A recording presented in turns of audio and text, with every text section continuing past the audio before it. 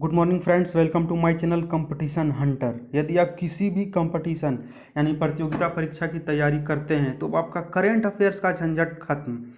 Video को शुरू से अंत तक जरूर देखें, वीडियो को लाइक करें और यदि पहली बार आप हमारा वीडियो देख रहे हैं तो चैनल को सब्सक्राइब करना बिल्कुल भी ना भूलें। इससे हमारा रोज का current affair session, current affair today के साथ साथ जीके की और कई सारी महत्वपूर्ण टॉपिक्स का अपडेट्स मिलते रहेंगे जो कि आपकी परीक्षाओं की दृष्टि से काफ़ी महत्वपूर्ण है।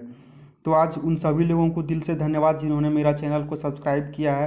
50 यानी कि 50 से अधिक लोग सब्सक्राइब कर लिए हैं, इसलिए उन लोगों को दिल से धन्यवाद। और भी अधिक से अधिक लोग सब्सक्राइब करें, जो वीडियो देख रहे हैं दोस्तों को शेयर करें और इसमें काफ़ी सुधार किया जाएगा और अच्छा अच्छा वीडियो लाया जाएगा।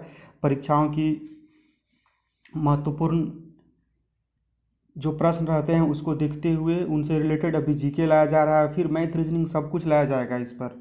तो आज का 18 फरवरी का सॉरी भाई 18 फरवरी का आज का जो सेशन है वो शुरू किया जाता है। टॉप 10 करेंट्स अफेयर का रोज़ डिस्कशन करवाया जाता है जो काफ़ी महत्वपूर्ण होते हैं और ये 5 से 6 मिनट रहता है, इसलिए इसको ध्यान से देखें। और यदि एक बार में क्लियर नहीं हो तो वीडियो को दोबारा देखें। किसने अपनी 7वीं पुस्तक फ्रैक्चर्ड मोज़ेक का अनावरण किया? जी हाँ, यहाँ पर फ्रैक्चर्ड दिख रहा है लेकिन ये फ्रैक्चर्ड मोज़ेक है। गूगल से इंग्लिश का हिंदी में ट्रांसलेशन करने पर थोड़ा सा गलती आ जाता है, जिसके चलते यूपीएससी की परीक्षाओं में भी हमेशा विवाद रहता है। जो कॉम्प्रिहेंशन यानी पैसेज इंग्लिश में रहते हैं उसका हिंदी में अनुवाद करके दे दिया जाता है, जिसका कोई अर्थ ही नहीं निकलता है। तो ऐसे थोड़ी मोड़ी गलती होती है। तो अपनी पुस्तक फ्रैक्चर्ड मोज़ेक का अनावरण किया सवर्णा राय। इनकी 7वीं पुस्तक इसलिए बताया गया है कि इससे पहले इन्होंने 6 पुस्तक को प्रकाशित किया और वो सभी पुस्तकें काफ़ी लोकप्रिय रही, इसलिए परीक्षाओं की दृष्टि से ये पुस्तक भी काफ़ी महत्वपूर्ण है।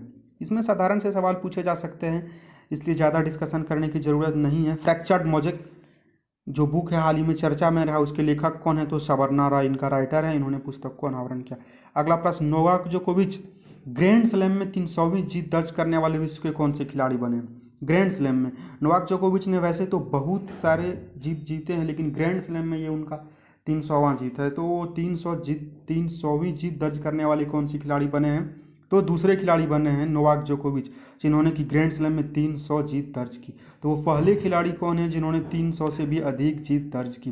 तो पहले खिलाड़ी रोजर फेडरर हैं, जो 362 जीत के साथ सबसे अधिकतम जीत का रिकॉर्ड अपने नाम दर्ज किए हुए हैं।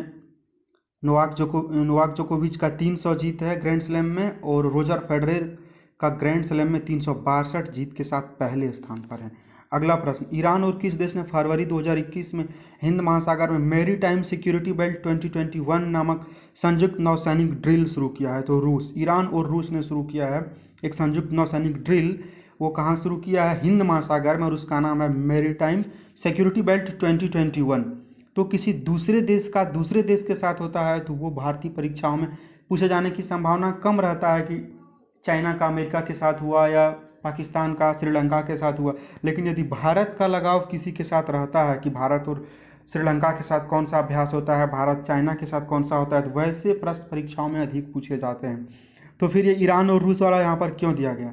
ईरान और रूस का जो मैरीटाइम सिक्योरिटी बेल्ट 2021 हिंद महासागर में चल रहा है, इसमें इंडिया भी शामिल हो गया है, इसलिए ये परीक्षा में पूछे जाने की संभावना बनी हुई है कि ईरान और रूस के साथ साथ भारत भी शामिल हो गया हिंद महासागर में। जो संयुक्त नौसैनिक ड्रिल चल रहा है वो मैरीटाइम सिक्योरिटी बेल्ट 2021। अगला प्रश्न, किस मोटर वाहन निर्माता कंपनी ने मार्क लिस्टोसेला को अपना नया सीईओ नियुक्त किया गया? इस प्रश्न का चर्चा हम अपने पिछले वीडियो में काफ़ी डिटेल से किए थे। यदि आप नहीं देखे हैं तो मेरे चैनल पर जाके पीछे का वीडियो देखें। ये प्रमुख कंपनियों के सीईओ के बारे में परीक्षाओं में बार बार पूछा जाता है, इसलिए टाटा तो है ही, और जो बड़े बड़े कंपनी हैं उनके सीईओ का भी नाम आपको पता होना चाहिए, तो उनको पढ़ें, वो परीक्षाओं की दृष्टि से काफ़ी महत्वपूर्ण है। तो मार्क लिस्टोसेला जो है टाटा मोटर्स का सीईओ हैं और इनका कार्यकाल 1 जुलाई से शुरू होगा। अभी वर्तमान में टाटा मोटर्स के एमडी और सीईओ ग्वेंटर बुश्चेक हैं। अगला प्रश्न, केरल के सीएम पिनराई विजयन ने किस शहर में जेंडर पार्क परिषद का उद्घाटन किया? तो कोझिकोड में। केरल के सीएम कौन है, ये भी प्रश्न पूछ दिए जाते हैं, ये भी मैंने आप लोगों को पहले बताया। हर एक राज्य के सीएम से संबंधित भी प्रश्न रहते हैं कि गोवा के मुख्यमंत्री कौन है, बिहार के मुख्यमंत्री कौन है, वैसे ही केरल के मुख्यमंत्री कौन है? तो पिनराई विजयन। उन्होंने एक जेंडर पार्क का उद्घाटन किया जो केरल के कोझिकोड में किया गया। ऐसे भी प्रश्न बनते हैं कि जेंडर पार्क का उद्घाटन हाल ही में केरल में किया गया, वो कौन से जगह पर है, तो कोझिकोड में है। तो ये जेंडर पार्क क्या है? जेंडर पार्क जितना भी लिंग संबंधी गतिविधि होगा उसका प्रमुख केंद्र ये जेंडर पार्क होगा, जो केरल के कोझिकोड में केरल के वर्तमान मुख्यमंत्री पिनराई विजयन के द्वारा उद्घाटन किया गया। अगला प्रश्न, सागरिका भारत में अंतर्राष्ट्रीय क्रूज टर्मिनल का उद्घाटन कहाँ किया गया? कोच्चि में। सागरिका भारत में अंतर्राष्ट्रीय क्रूज टर्मिनल का उद्घाटन कोच्चि में किया गया। ये परीक्षाओं की दृष्टि से काफ़ी महत्वपूर्ण है क्योंकि ये भारत का पहला अंतर्राष्ट्रीय क्रूज टर्मिनल है।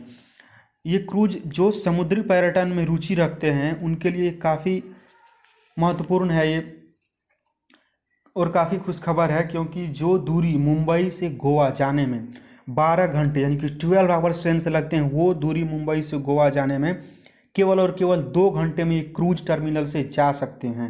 ये क्रूज से तो पानी में काफ़ी तेज़ चलने वाली ये क्रूज होती है, जिसका एक अंतर्राष्ट्रीय टर्मिनल बनाया गया है केरला का कोच्चि में। उसका नाम है सागरिका। सागरिका अंतर्राष्ट्रीय क्रूज टर्मिनल कोच्चि में है। अगला प्रश्न, किस राज्य या केंद्र शासित प्रदेश में प्राचीन नाग संस्कृति का प्रतीक प्राचीन कंचोत उत्सव मनाया जाता है? तो ये जम्मू कश्मीर में मनाया जाता है।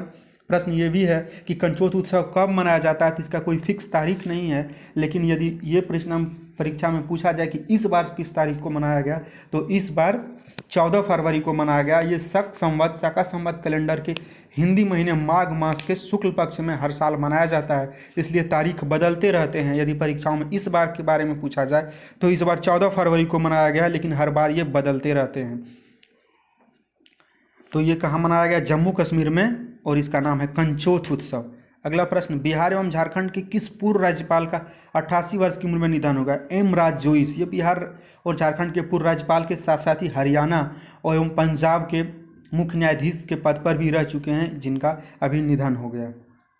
किस देश ने मणिपुर चिकित्सक को राज्य पर्यटन मंच के पूर्व अध्यक्ष डॉक्टर थंगजाम धबली सिंह को order of the rising sun से सम्मानित किया है? तो जापान। ये पता होना चाहिए, order of the rising sun पुरस्कार हमेशा जापान के द्वारा दिया जाता है, इसलिए कहीं से भी कैसे भी प्रश्न वहाँ पर ये लिखा जाए कि उसको order of the rising sun पुरस्कार किस देश ने सम्मानित किया, तो जापान।